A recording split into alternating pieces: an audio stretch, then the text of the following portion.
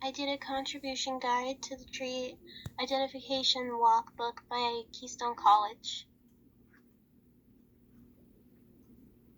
And the features of trees in this guide, such as native origin, height, and the spread, were what you'd usually expect from a tree guide.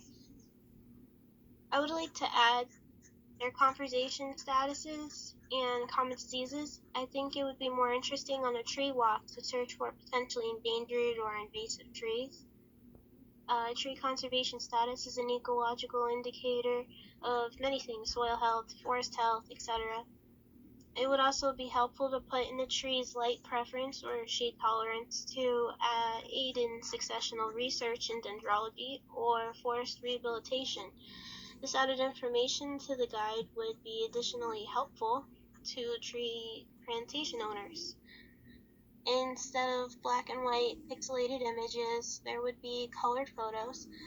These photos will showcase close-up images of the bark of the tree, the fruit, and the leaf type and leaf arrangement. Everything else in the book is fine with me. I actually like looking at it. The 3 trees we'll look at are the river birch, Norway maple, black walnut. Here the additions along with the present information. The added section is represented by add in parentheses. So we'll start with the river birch.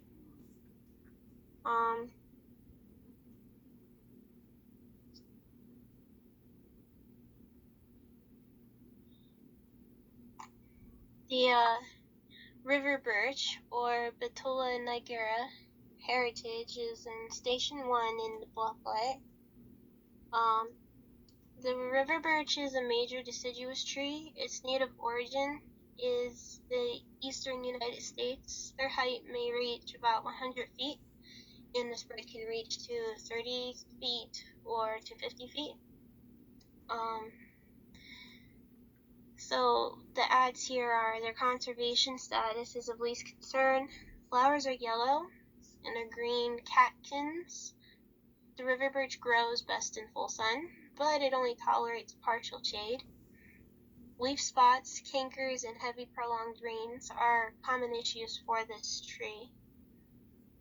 The tree is tolerant to moist soils, so they are found near bodies of water. They are also used for erosion and used for erosion control on riversides.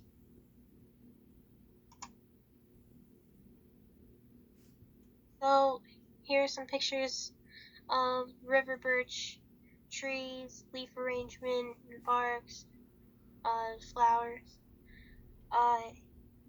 So the leaves are simple, alternate with toothed margins. Leaves are yellow during the fall. Here you can see the catkins. They are monoecious, or they both have male and female flowers on one plant. The bark is heavily desired for its variation for red, brown, and silver gray. It has a flaky appearance because the bark peels off into thin paper strips.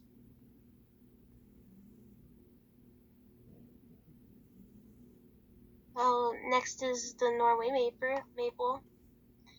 Acer plantoides. That's Station 15. The Norway maple is a major deciduous tree that is native to Europe. Its height can reach to 80 feet with a spread of 35 feet. Their conservation status is threatened, like in New Hampshire or some areas of the U.S. They are considered invasive because of overplantation. Their form is oval-rounded. They have yellow flowers, and the fruits are samara. Their conservation status,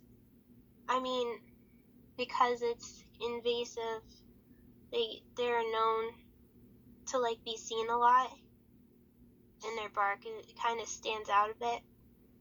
It has a smooth texture and is a dark gray. The older the tree gets, the deeper the fish ears and its bark gets. Norway maples are a popular specimen because they have an aesthetic value. They're hardy trees with a wide tolerance for full sun and part shade and have a quick growth rate. Its common problems are girdling roots and anthracnose. I hope I'm saying that right. A common leaf disease.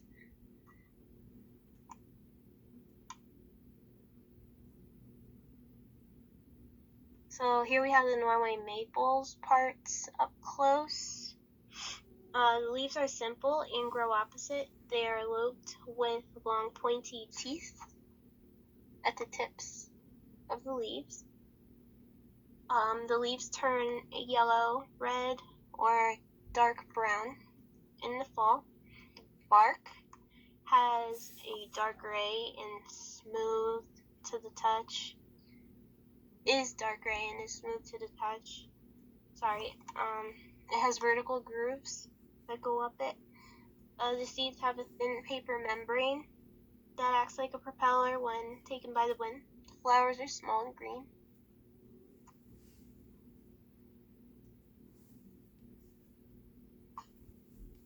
Next is the black walnut, or the Juglans nigra, station 27 in the booklet.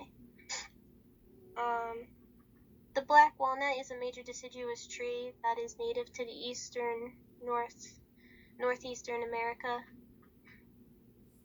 It has a height that can reach approximately 100 plus feet, while the spread is about 60 feet. The black walnut it's of least concern,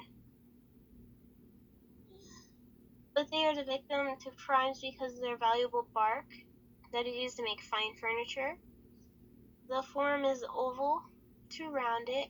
The flowers are green catkins and the fruit are walnuts. And the fruits are walnuts. Black walnuts would have to dominate first to survive because they are shade intolerant. The bark of the tree has rigid intercepts that create furrows and is dark gray-brown with green fragrant husk that can stain. People use the stain from this tree bark as dyes. It unfortunately can cause issues for other plants. It produces an organic compound called junglewoad, and it stunts the growth of other plants growing nearby the tree. This tree can also be afflicted by canker, among other diseases.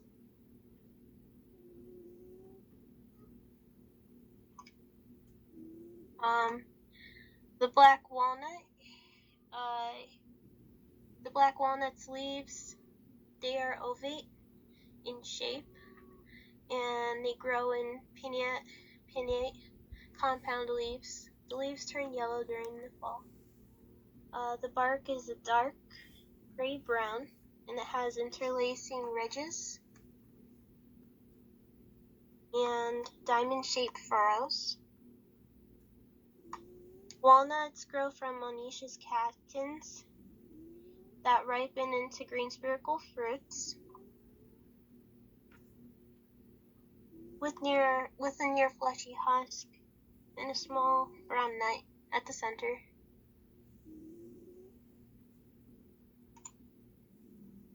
Okay, and these are the pages in that booklet about these trees.